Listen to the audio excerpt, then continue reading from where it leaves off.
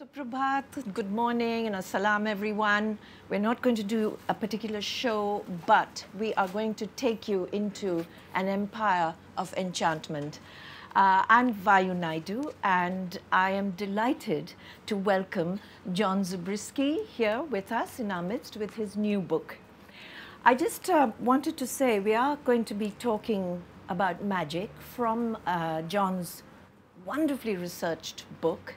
But we're also in a very interesting location because a little north of the Euston Road, we have the Magic Circle, a building, an institution, which has often, at least since the 20th century, endorsed and certified the practice of magic.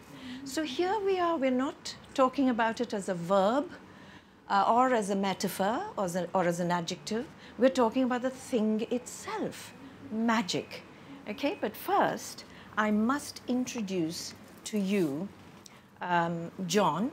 And I must say, John, my particular experience at the Magic Circle was a little disappointing. So I think your whole course of the conversation today is going to perhaps take us to further heights. We had an Arts Council meeting on funding and funding cuts at the Magic Circle. And I'm afraid all of us artists and arts organizations thought there'd be a great big bump of money at the end. But with the magician's wand, the arts minister just took it away. Oh, well, look, I use the library there quite a bit, and I'm actually giving a talk there on Monday, but it's for members only, unfortunately, because I would have loved to have invited all of you to come along. It's a little bit, it's a nondescript doorway in a laneway. It's a bit like, walking into Diagon Alley, in the Harry Potter thing, because as you do walk in, you just, there are posters and these, magicians walking around sort of, muttering spells and looking very mysterious. And I know, it's literally a door off. It's a door, completely nondescript. You wouldn't know it was there. Yeah, you have to press a button, and if they like the look of you, they'll let you in. Yeah. But an introduction to John, the man himself. His latest book, Empire of Enchantment, is the story of Indian magic. It traces the evolution of the conjuring traditions of India from the realms of the gods, we have multiples, as dear BNG mentioned to us, almost 30 million, and we have our Ishta Devatas as mentioned in the inaugural lecture. But he brings it from the realm of the gods to the domain of daily ritual and popular entertainment. The interesting thing about John, who's quite a magician with the many qualifications of his life, is that he has a degree in South Asian history and Hindi from the Australian National University. He was a former deputy foreign editor at the Australian, the newspaper. He has worked in India as a diplomat, consultant, foreign correspondent, and a tour guide. So part of this is his doctoral dissertation, but he has made it for all of us general interested public, more anecdotal, but his research is deeply anthropological. And so if I can just start off by saying, what was the catalyst, John, for looking into this whole subject area of magic? Well, I mean, how else can I get the Emperor Jehangir, the Indian rope trick, and Jeff the talking mongoose into one book? Look, the catalyst was my last book, The Mysterious Mr. Jacob, Diamond Merchant, Magician and Spy. That's a giveaway because he dabbled in magic and the occult, more black magic. But that got me interested and he was, for those of you who have read Kipling's Kim, he was the character of Lurgan Saab in that book, and he was a historical character who kicked around India in the late 19th, early 20th century. But so of course, when I was researching his life and wanted to contextualize, him as a magician and what was happening, that's what got me interested. But I mean, it was, and when I sort of got more involved in the story, I came across one great quote in the Strand magazine, which I guess was in the late 19th century, the equivalent of The Spectator, perhaps, or New Statesman, yes, or one of those. And he has a wonderful review in The Spectator there, I mentioned, yes. And there was this great line which said that, which went along the lines that, ask the average Englishman for what India is most celebrated for, and the chances are 10 to 1 that he will ignore the glories of the Taj Mahal, the beneficence of British rule, and even Rudyard Kipling, and will unhesitatingly reply in one word, jugglers. Jugglers meaning magicians. And that really got me thinking about how did Indian magic achieve that, that sort of status. And you talk about a huge historical detail, sort of really go back into ancient India. Oh, yeah. And, do tell us about that, because at Alexander's wedding feast, Well, look, I mean, I did want to, put it in a real historical and cultural and social context. I mean, this book it's not about magic tricks. There's a lot of magic in it, of course. I don't explain how they're done, because that would be, I think there's enough disenchantment in the world. We don't need any more. So I kind of leave everybody guessing, and I just really present, what these extraordinary feats that these magicians could do as described by those who saw them. But look, I do go back. I go back all the way to the Harappan civilization, looking at talismans and amulets and things like that, and the role that they played, looking at magic and how it appeared in the Vedas, and magic in medieval India and so on. Because you do, even in Jataka stories, which were 6th century before Christ, or BCE as we say these days, you'll find references not only to things like the mango tree trick, growing a mango from a seed, a version of the rope trick, but you also find references to jugglers, magicians, acrobats, entertainers, at festivals, entertaining people at the in royal courts and so on. So so magic has been ingrained in Indian society and culture for all this time, and so many of the traditions that magical traditions that have endured until this day, you can trace back all that through the millennia. Yeah, and in fact you mentioned this wonderful anecdote of Alexander's wedding feast to Satitra, is it? Yeah. And do you want to tell us about, because it's quite... Well, I mean, Alexander the Great, it was 327 BC or something like that. I'm not quite sure, but anyway, it's there in the book, but the date has suddenly escaped my mind. But yeah, even he employed Indian jugglers to entertain, the wedding of his daughter. So. Yeah, and it was very much brass cups and things, but there's this wonderful moment of somebody falling ill at the feast, and one of the Indian jugglers, in fact, he brought in this whole troupe of Indian jugglers. I'm reminding you about your book. So that's real enthusiasm material. But it's also very, apart from wedding entertainers, and they're still called jugglers, and we're going to move to their, sort of nomenclature, which changes a little later. It does, yeah. But it's also an interesting literary motif that you have mentioned, because I remember with something I came across with Muhammad Malik Jais's Padmavat in 1536, and actually the whole, in a way, the entire pivotal twist. I'm being upstaged here. Okay.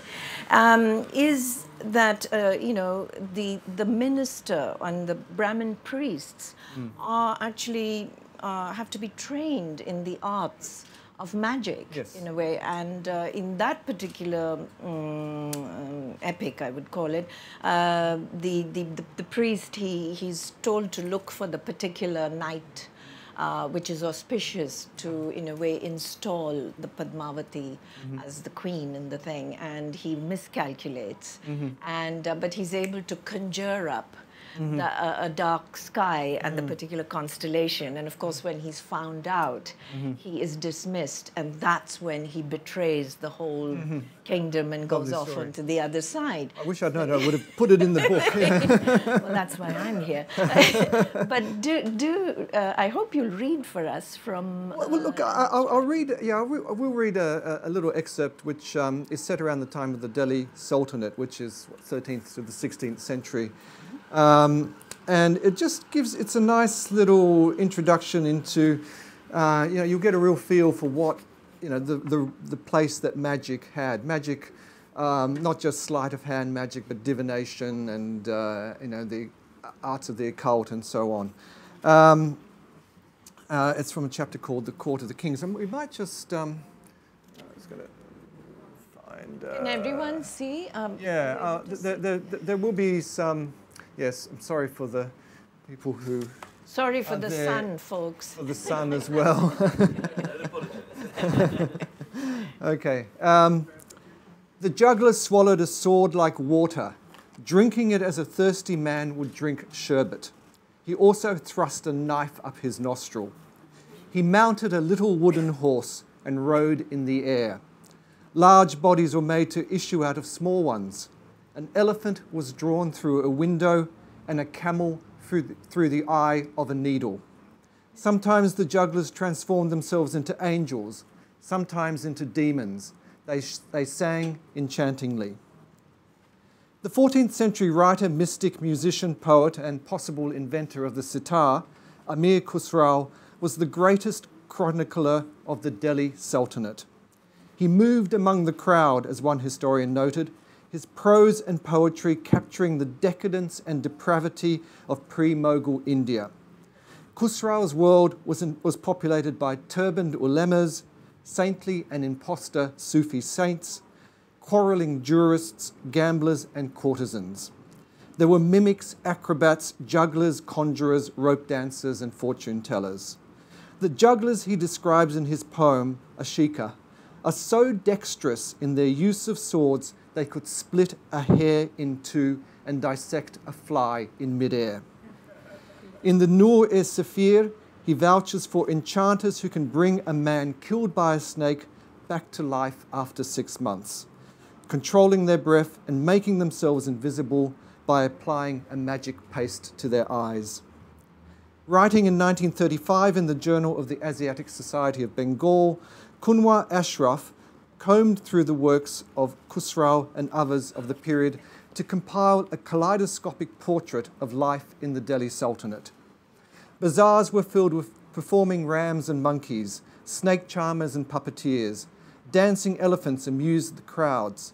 In princely courts, the most skillful of jugglers executed a version of the rope trick where a magician climbed into the air until he disappeared. Soon his limbs rained down and were collected by his wife, who threw them into a funeral pyre and then committed sati by consigning herself to the flames. A short while later, the magician reappeared and demanded to know what happened to his wife, only to see her emerge from the Zenana quarters of the ruler's palace unscathed.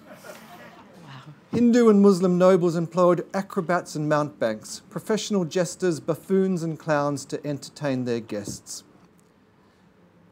Sword swallowers, conjurers, court jesters and other performance artists have been part of the social fabric of India since the Vedic era. Over the centuries, they would be celebrated and censured. These mostly itinerant show people occupied the lowest rungs of the caste hierarchy, yet they were indispensable. They were patronized by kings and queens and the nobility for their prowess in performing exorcisms and divinations, countering the effects of inauspicious omens, dispensing life-prolonging elixirs and love charms, as well as entertaining the ministers of the court, the women of the harem, and the ambassadors from distant lands. They were an integral feature of festivals, religious rituals, and secular ceremonies. Their skills codified in the sacred list of the 64 essential arts. Travellers and chroniclers would leave descriptions of their extraordinary feats of physical dexterity and talismanic devilry, staged in dusty village squares and the cool marble courtyards of Havelis. Their wonder-working abilities were celebrated in literature and poetry. Magicians appeared in Hindu dramas bearing bunches of peacock feathers to cast spells and executed feats of legerdemain. As early as the 7th century BC, universities such as Taxila offered a curriculum that included the study of magic charms, knowledge of spells for bringing the dead back to life and for understanding animal cries, snake charming and the treatment of snake bites, divination, archery, elephant lore, and medicine. Yeah. And they weren't awarded PhD degrees. No. Medium of knowledge. Is this a point where you want to just indicate some of these Oh, excellent look, yeah, images there are just some images here that which a lot of these from the Welcome collection, actually, which is just across the road, and just gives you an idea of, look, in India, I mean, the word juggler, we'll go back to that. It was something that became a label that was applied to magicians in the early 19th century, because the first troops of Indian magicians to come to England, they did sleight of hand and a lot of juggling acts. So like throwing, 6 balls in the air and, big stones and rolling them around their shoulders and catching them and, doing all these sorts of physical activities as well as straight sleight of hand. So the term juggler sort of stuck with them. But, in an Indian magic act, you'll have, well, traditionally, it's not so common these days. But you would, they might start off with a bit of music to attract the crowd, a bit of pantomime maybe, some singing, some snake charming. You'd see maybe a performing monkey who'd then go around collecting coins or tips. And then you would start to get into the real magic, maybe just starting off with cups and balls, but then getting gradually more grisly, if you like. And, someone would cut, the tongue out of their assistant, and, who'd be writhing on the ground with blood coming out of his mouth. They'd execute the basket trick, where a child is placed in a basket, then stabbed repeatedly with a knife, screaming at the same time, and then the basket is taken away and the child is not there, or as I saw in a village in West Bengal, the child is actually taken out with the knife through his neck and then displayed to the crowd.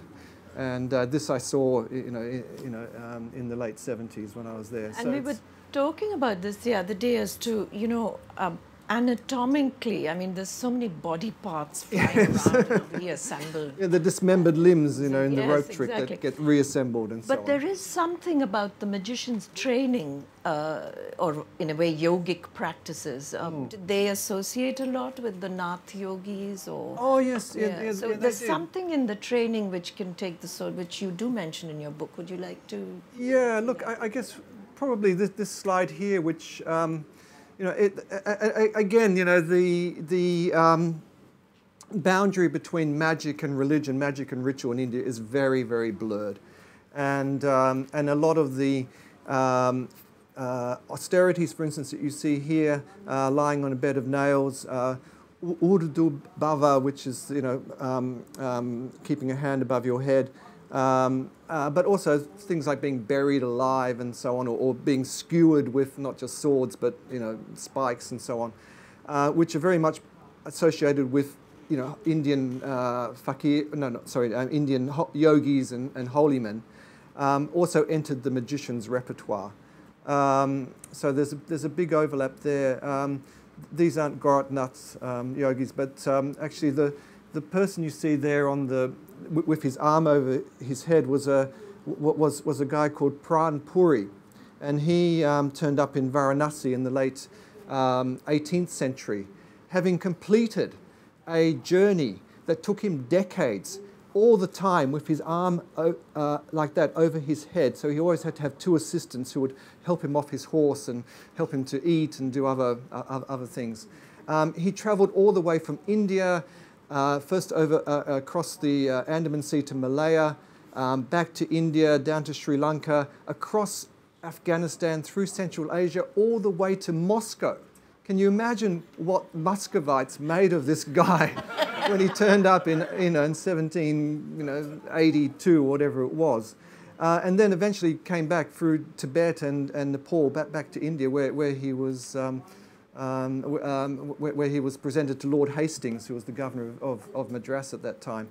So it's quite extraordinary. And I think now you've entered this terrain, which I think the name is sort of changing into Jaduwala. But it would be lovely. You have a fantastic chapter on the Kala Pani phase. Yeah, that's come up in many discussions. Yeah. So if you could just say, I'll just I'll just sort of introduce it, and then I'll read a little bit from the book, which does describe how sword swallowing is done. So I guess that's one of the tricks which I do reveal. Not that it's, having revealed it, it's something that you would want to try at home. Yeah, so what happened was that, of course, the English had been in India since the beginning of from 1600s onward, when the East India Company made landfall, and in almost all the accounts that you read of the time, in memoirs and books and so on, there will always be mentions of jugglers, of sword swallowers, of other magical happenings that were in India, and in about 1802 or something, there was a doctor, a ship's doctor, who witnessed a performance of a sword swallower in Madras, and he was part of a troupe, and in that troupe there were other jugglers as well, and he thought, well, it wouldn't be great to get these guys to come to England if I can display them, show them performing. I mean, I could make a fortune. But this first troupe that he asked refused to come because of this barrier, which I refer to as crossing the Kalapani, so the Black Sea. So it was a belief among Hindus that if you crossed the sea, the ocean, you would contaminate your soul. It would break the rules of caste. So they were reluctant to do that. But eventually a troupe did come in 1813. But I'll just read a little bit, again, just a very short passage from the book, just describing the sword swallowing. For European passengers arriving at Madras after a long voyage from England, their first face-to-face counter with Indians occurred even before they set foot on dry land. Scrambling aboard the East Indiaman as it dropped off the coast were dobies, cooks and bearers peddling their references, porters, boarding house keepers, and nearly naked jugglers with their cups and balls, swords, ropes, and cobra-filled baskets. The surgeon James Johnson, who landed in Madras in April 1805, was so impressed by the sword swallower who entertained his passengers on the ship, he invited him to repeat the performance at his bungalow. For that purpose, I ordered him to seat himself on the floor of the veranda, and having satisfied myself with respect to the sword by attempting to bend it and strike it against a stone, I firmly grasped it by the handle and ordered him to proceed. The juggler's sword resembled a common spit. It was about 26 inches long, 1 inch wide, and 1/5 of an inch thick, with a blunt point and edges. After coating the sword with oil, the juggler stretched up his neck as much as possible, and bending himself backwards, he introduced the point of it into his mouth and pushed it gently down his throat until my hand, which was on the handle, came in contact with his lips. I mean, there is got another description here, which is maybe for the people with weak stomachs is considering people have just where he actually touches the juggler's stomach and can feel the sword protruding through there. When he let go of the handle, the juggler fixed on it a little machine that spun around and disengaged a small firework, which, encircling his head with a blue flame, gave him, as he sat, a truly diabolical appearance. When the juggler withdrew the sword, Johnson could see specks of blood on the blade. Though it seemed improbable, Johnson, using his medical training to conclude, used his medical training to conclude there was nothing impossible about the feat. The flexibility of their joints, the laxness of their fibres, and their temperate lifestyles, he surmised, rendered the Madrasis impervious to pain and physical punishment. For a tip, the juggler revealed how he had practiced putting small elastic instruments down his throat and into his stomach since he was a child. Over the years, the instruments grew larger until he was able to swallow an entire sword. And I quote from Johnson, "There is therefore no great wonder if by long habit and stretching up their necks they are able to bring the different windings of the passage from the mouth to the stomach into a straight line or nearly so, and thereby slide the sword into the latter organ without much difficulty," Johnson concluded. as I said, not something to try at home. Yeah, this is fantastic post-Sunday breakfast. I'll try to find something more soothing. But this is a very interesting moment now that we're traveling from the East, this fantastic export of magic. And now we're really starting to encounter amazing personalities. Yeah. One of them is Ramasamy and his expedition to Russia. But did you also want to talk about? Yeah, no. Look, I'll talk a little bit about. Here we have the actual. This is the first. This is the first illustration of an Indian juggling performance in England. This is 1813, September, I think, in a magazine called The Satirist. I must add, just to give the British Library a plug, a lot of the material I got for this book came from the India Office records up there. It's a fantastic place. But so in 1813, the captain of an East Englishman, a guy by the name of Campbell, finally convinced a troop of jugglers to come to England, and he set them up in Pall Mall, number 67, I think, where they performed 3 times a day.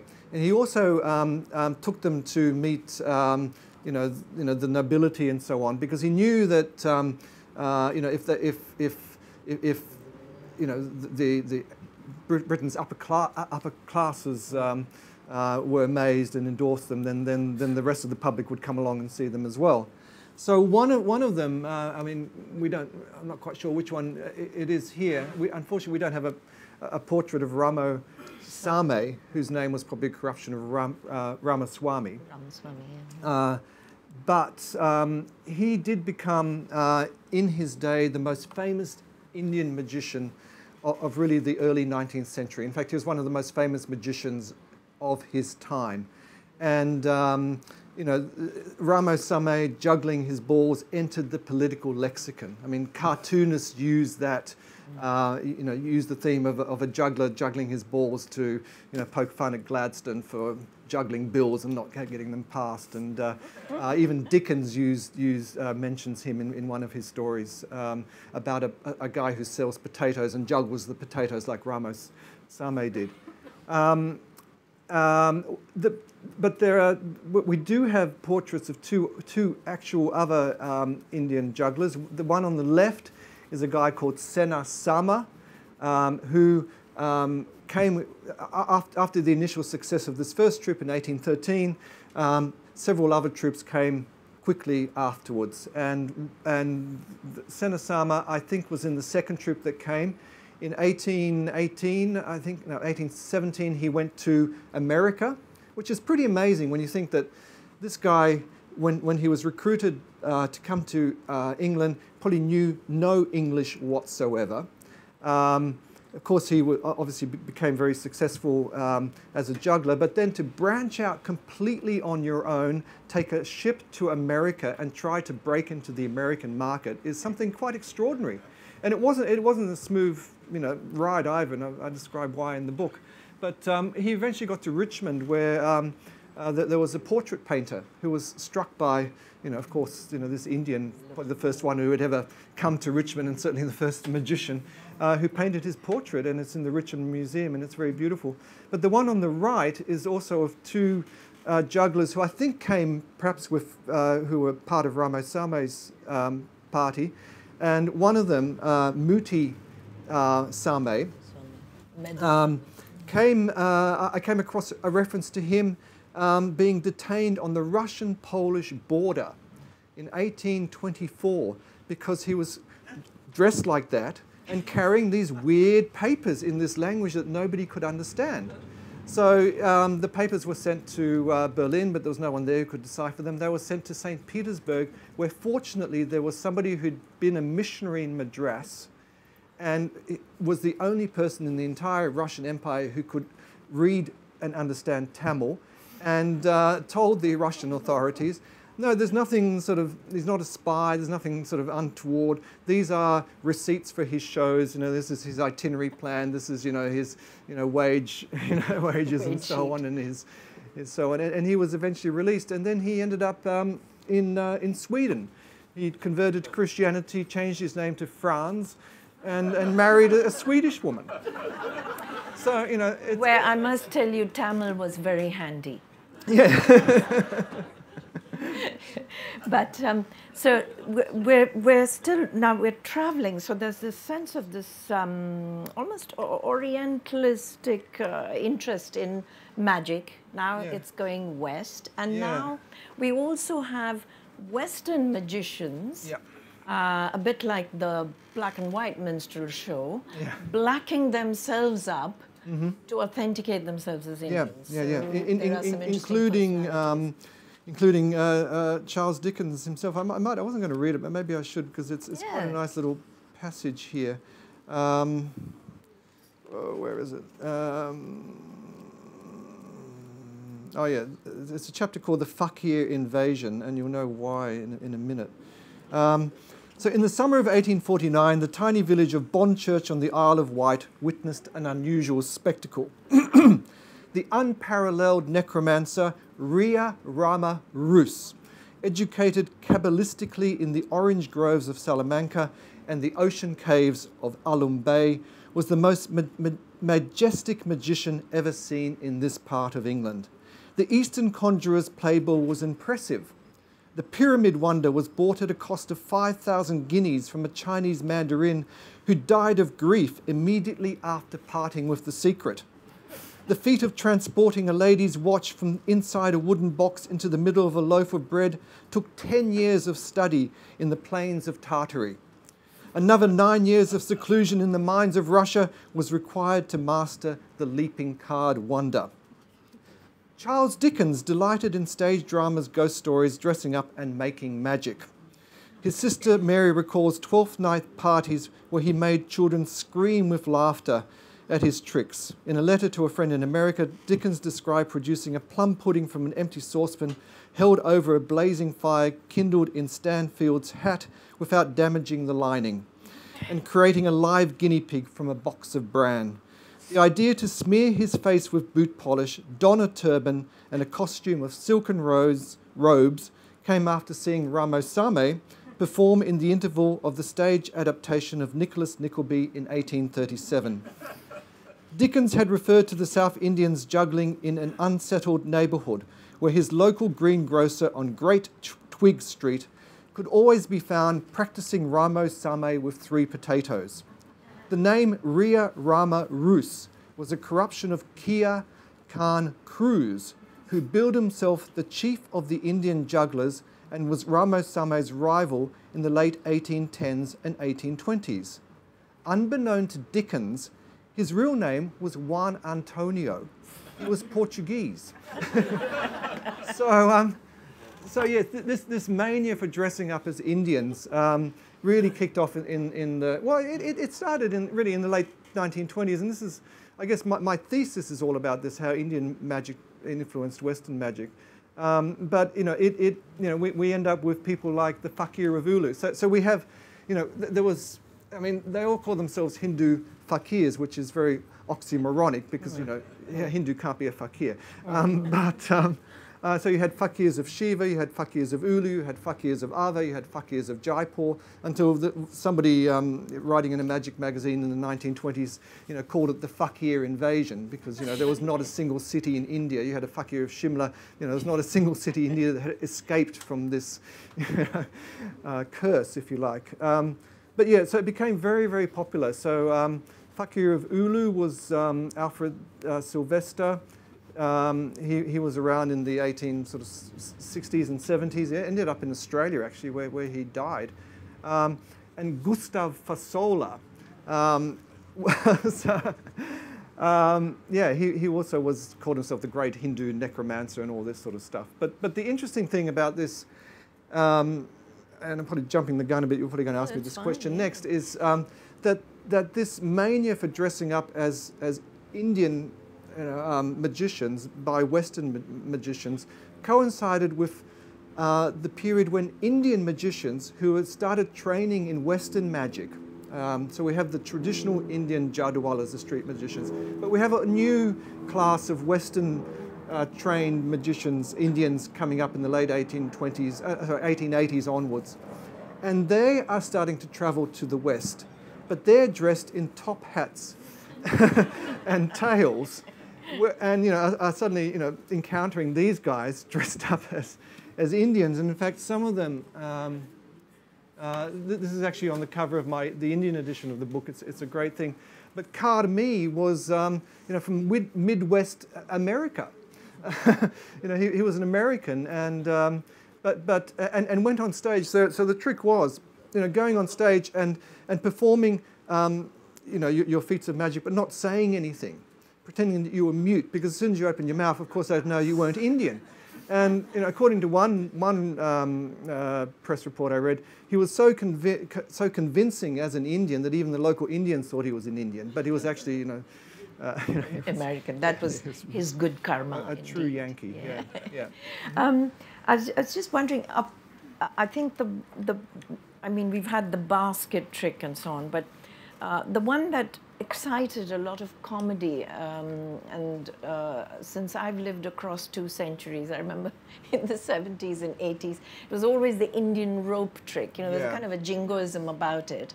But you've dealt quite extensively with the rope trick, and why was it such a fascinating thing and a secret never revealed? Okay, yeah. Look, as I said, there are references to the rope trick that go back a very long way.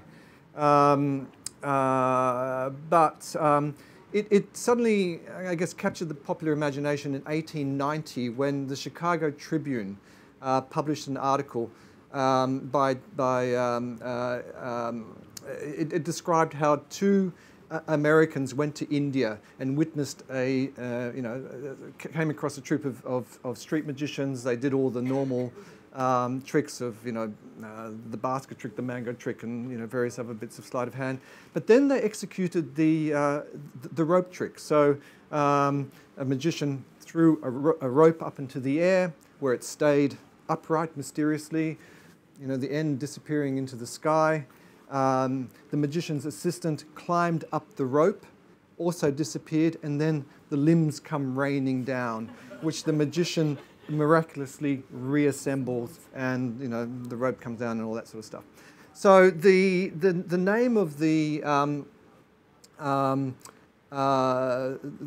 person who witnessed this was Fred S. Elmore, which I'll explain the significance of that in a minute. But anyway, the story, this newspaper. But what happened was, they had smuggled a camera along, so they were able to take a photograph of this performance, and Elmore's companion made a sketch.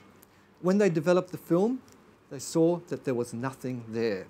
So this feat had been achieved by hypnotism. They'd been hypnotized into believing that this rope had, disappeared into the air and all this sort of stuff. The story was a hoax. Fred S. Elmore was a pun on sell more newspapers, okay? But nobody got the joke. The story went viral, as it would in the late 19th century meaning of the term. But it was picked up all around the world, literally. And then the newspaper published a retraction about 4 months later saying, actually this is just a joke, it was just a ploy to sell more newspapers. But by then it had taken on a life of its own. So suddenly you had people coming out of the woodworks saying, no, that's not true. I have seen this trick being performed in dusty village squares and so on with my own eyes, or I've heard of somebody who's seen it, and all this sort of stuff. And then it just grew into this. So really, by the end of the 19th, early 20th century, it became the most talked about, but also the most controversial of all tricks, because for a rope, for it to be executed as per the legend of a rope being thrown into the air and without, in the middle of a dusty square or a field, and it is impossible for the rope to stay up straight, for somebody to climb up, to disappear, for the limbs to rain down, and all this sort of stuff. And this is all open air. Yeah, this is all open air. I mean, doing it on stage like these guys did is another matter altogether. Sure. But for an Indian magician to do it out in the open air, it can only mean 2 things. One, that it is really just a legend and it's a hoax and all that, or it is proof that India is the land of real magic. You know, magic that actually defies the laws of nature.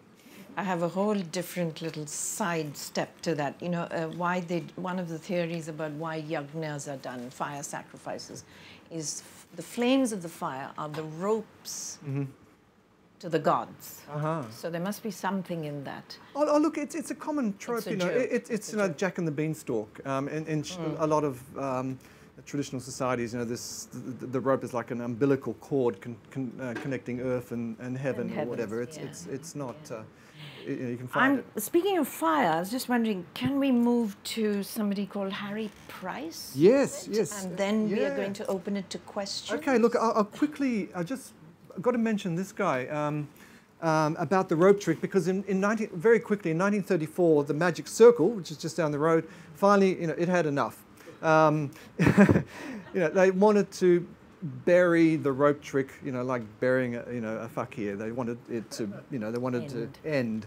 So they assembled, you know, all the top magicians, all the experts, and basically, went through all the evidence and came to the conclusion that no, it does not exist. And then a few months later, this guy turns up, Arthur Claude Derby, who went by the stage name of Karachi. He was a gypsy from Plymouth and a fitter and turner. Okay, lived in a gypsy caravan, a fitter and turner. That's his son Cyril, renamed Qaida, so they issued a challenge: 500 guineas to the first person who can perform the trick in the open air without props. So you know, he was a gypsy. He performed as, in his previous name to that was Phantom. He wasn't doing all that well, but he decided that he would take up the challenge. And on a field, it was a blustery cold day in January. It was starting to snow. It was in West Hampstead, and he performed this trick. The test of Indian magic. The test of Indian magic, yeah. And he went to his grave, never revealing how it was done. He ended up in Perth in Western Australia doing the sideshows. Died in 1972, I think. But anyway, we'll go on to the fire walking. Fire walking, and I want to quickly also move to Sarkar, the great Sarkar. Maybe we should. There is hope for Indian magic, folks. That it's an ongoing trade, whether in politics or not, yet to be decided. But yeah, do you want to talk about? Well, Sarkar. Maybe we should talk a bit. I mean, there's so much to talk about. There's Khuda Baksh, the Kashmiri magician with the X-ray eyes. Also took his secret to the grave. No other magician could ever knew how he'd accomplished that, because they put balls of dough over his eyes and then wrapped his head with numerous layers of cloth. Anybody read the story of Henry Sugar, Roald Dahl? Yeah, that's Khuda Baksh. He also did the firework, the first firewalk in England. But what we'll do, we'll get to Sarkar quickly, because we're going to run out of time, and hopefully there's lots of questions in. Yeah. But yes, Sarkar, this is him performing the soaring lady in half trick. Sarkar was India's most famous magician. And you know, he was a very controversial character as well. I mean, he put a lot of people offside. There's a whole chapter on him and goes into why that was. But this is him performing the soaring lady in half trick. And this trick was his entry card into international stardom, if you like, because he performed this live on BBC television in 1956. So when, you know, live television was really in its infancy. This is not from that actual scene, but he was sawing his lady in half live on the Panorama program. He'd just sawn her in half. He'd put a steel blade between the two parts of her body to prove that, you know, she was actually, you know, sawn in two. And then Richard Dimbleby stepped up and said, "Sorry, we're running over time. You know, we have to stop the program." And the switchboard went into meltdown because everybody thought that they'd just witnessed somebody being murdered live on television. And it was all part of the act, because, you know, he was a master of timing, and he knew that, you know, if he was going to gain publicity, he'd booked a theatre in London, and the bookings were very patchy. that he needed a real stunt to get going, and that was the stunt, and that he never looked back after that. Amazing. Just very, very quickly at the end of your book, you mentioned, is it Rajiv Sethi, is it? Yeah, Rajiv Sethi. Really talks about, the lives of the magicians and how now in the 2016s, that whole center, the community was sort of disbanded, but they are coming back together. I guess there's an epilogue in the book. I mean, the book really finishes with Sorka, but there is an epilogue just to sort of bring it up to date, and I do sort of dwell on, examine, the state of magic in India today and what might happen, and Rajiv Sethi, Asian Education Foundation, I don't know if any of you know it, but he was also, if you've ever been to Bombay Airport, he was one who curated that whole incredible open-air museum, really. But, we were talking, and he introduced me to some of these traditional magicians, and we were just talking about, wherever, magic, these traditional street magicians are going to be extinct, and I think we agreed that, this need that is innate in all of us, even in this very digitized age, for wonder and for creativity and for magic, really will ensure that one way or another. And I think, as long as politicians realize that you don't have to clean up streets and therefore get rid of everything, and there's nothing such as uniformity, and it's a great export without any taxes. Really, thank you, John. What a thing and a range you've covered, magically transported us from very early India. So much to talk about. We didn't get to everything. And but do anyway. that during the book signing, everyone. I have specifically worn clothes to match the book. So at least for that, do buy the book. Maybe my pants. But we've got time for questions, haven't we? Yes, we do. Yeah. So please fire away. Yeah, fire away. Yes, please. John, the Indian title of your book refers to jinns as well. Yeah. It'd be very interesting to know if there's a frame of reference back to jinns in there. Well, look, I do. It was partly because Jadwala's, jugglers, and jinns is a nice alliteration, but no, there is. I mean, jinns, which of course is something that the concept of jinns is something that originated it really in Arabia and the Middle East and so on. But with the Muslim invasions,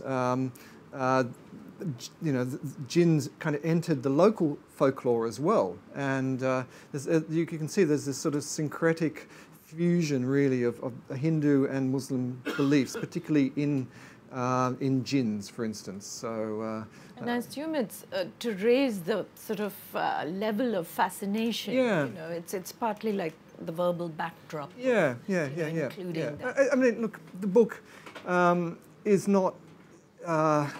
It's essentially about stage magic, performance magic, street magic, and so on. Secular magic, some people call it.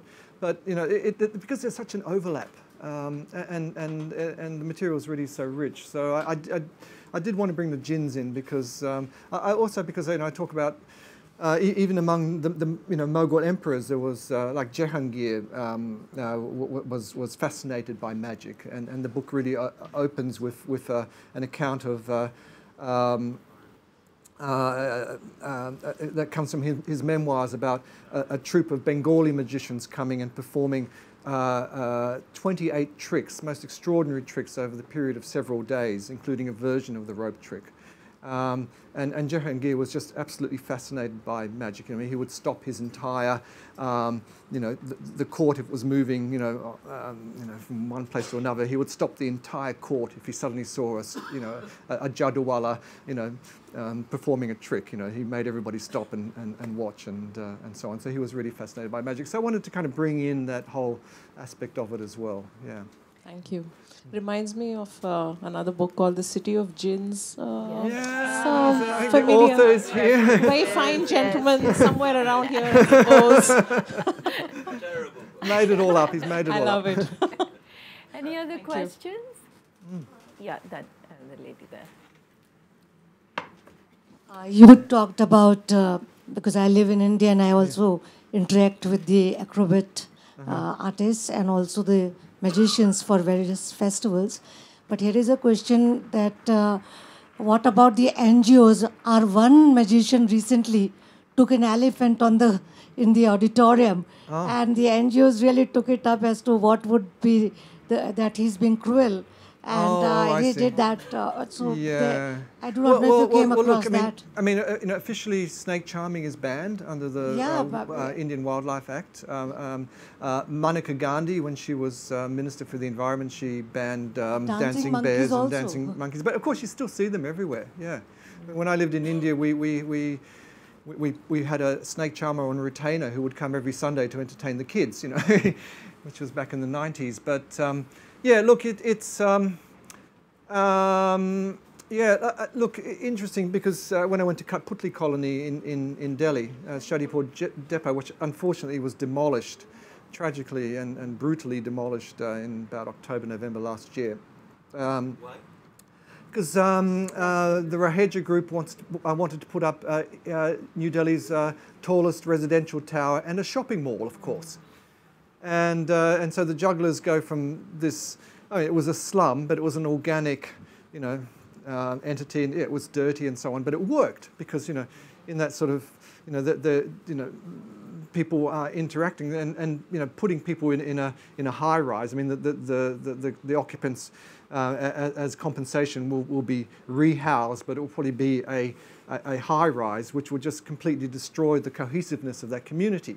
You know, how are the stilt walkers going to get their stilts, you know, up, you know, into an elevator? You know, how are you know, all this sort of stuff. So, I mean, Rajiv Sethi came up with, not just Rajiv Sethi, but other people have come up with proposals to sort of, you know, create a sort of an arts centre where these people could be housed, because there was not just jugglers living in Katputli, there were puppeteers and there were musicians and there were all acrobats and performers and so on, where there would be, you know, stages and public spaces where they could, you know, continue to interact. It would all be low rise, but putting everybody into a block of flats is just going to kill it all off. And I also just want to cite a case of why it's so important to keep alive the skills of snake charming, because when tsunami hit, and again the cyclones hit Chennai recently, now a lot of snake charmers have their own mobile phones.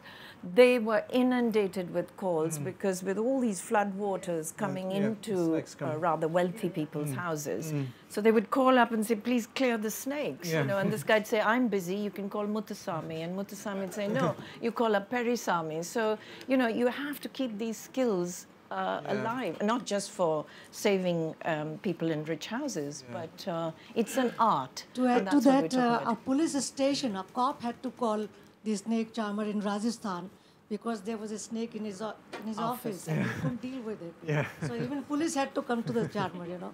Thank you. Any other questions? Yes. Yeah, sure. This mic is... I don't know whether your book deals with magicians as entertainers. Yeah, yes, very much so. Or whether it also deals with magic in the sense of the occult and the dark arts and the casting of spells or giving people hope through charms. Yeah, look, it does. As I said, there's a lot of overlap. I don't... just to give you an example, which I refer to obliquely in the book, but there's a documentary by an Indian filmmaker called Manisha Pandey, and it's about exorcisms. And I think it's set in Dausa in Rajasthan or whatever. But basically these sorcerers, ojas, compete against each other because people who have been, you know, possessed by spirits or just going crazy or whatever, they come here and, you know, to be cured.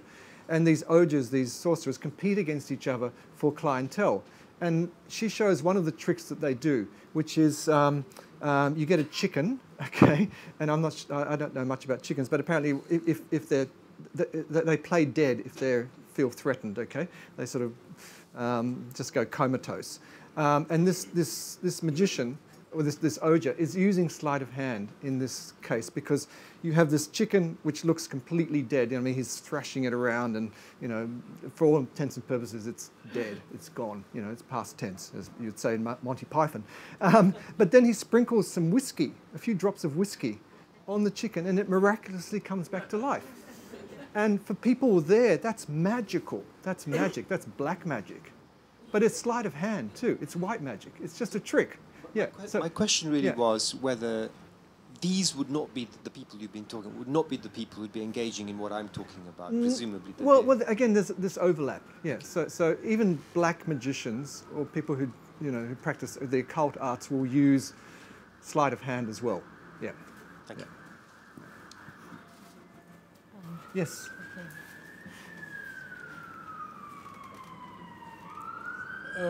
I'm sorry, I've not had the privilege of looking at your book. But a question. You dealing with the whole Indian doctrine of Maya? Yes. Anywhere in this? I do mention it, yes. And this whole thing is an illusion, that I'm looking at you as an illusion, right? Yeah, this Something is like an that. illusion. Yeah? But do you relate the Indian fascination for all this? Yes, I absolutely with the do. doctrine Yeah, of yeah, Maya? yeah, yeah, yeah. Thank you. Because the word for magic in India, in Sanskrit, Indra Jalam, can refer to illusion, but can also refer to stratagems and deceits and sleight of hand and all. It's got a very broad meaning. But Sankara in the 6th century, he actually used the example of the rope trick, as an example of Maya, that it's not a rope trick really, it's just illusion. So yes, I do discuss those things in there. Yeah. One last question. Anyone burning to lie on a bed of nails and answer that question? Yes. It was very interesting you used. It was very interesting that you used that example of Sarkar and television, because one of the things you would expect with magic is that the kind of visual media kills it off. Because if I read in the book, you talk about D.G. Falke, the founder of Indian cinema, and that way in which, although he was a magician, and like Méliès, he starts using the cinema as magic, but ultimately, anybody with a few good edits and lights and screens can do magic, can't they? Yeah, they can, yeah. Yeah, I think one of the very first films is actually, I think it's an Edison film, which shows a magician. Have you seen that? I think it's... I don't watch Edison films because he filmed the electrocution of an elephant. Oh, yes, that's right. But he also filmed a juggler. And I think it's... We're not sure, but we think it was... oh, that's right, I've got to point that thing. We think it was this guy, Linga Singh.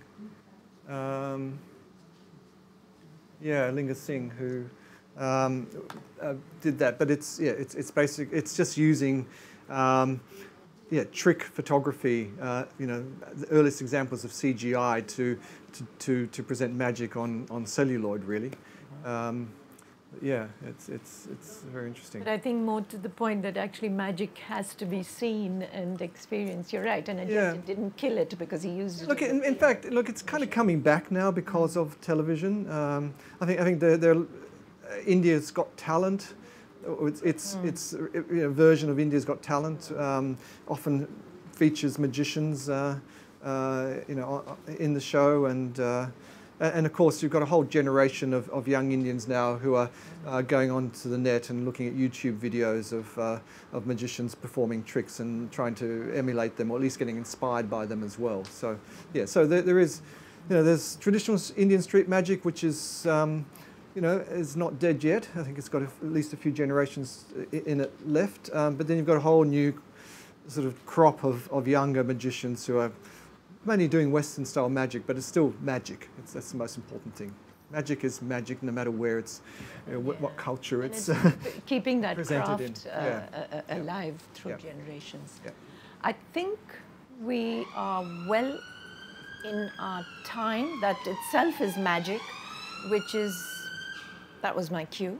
And but thank you, John. You've been extraordinary in terms you've been of great. just opening out this whole world of magic and magically. Big hand to John.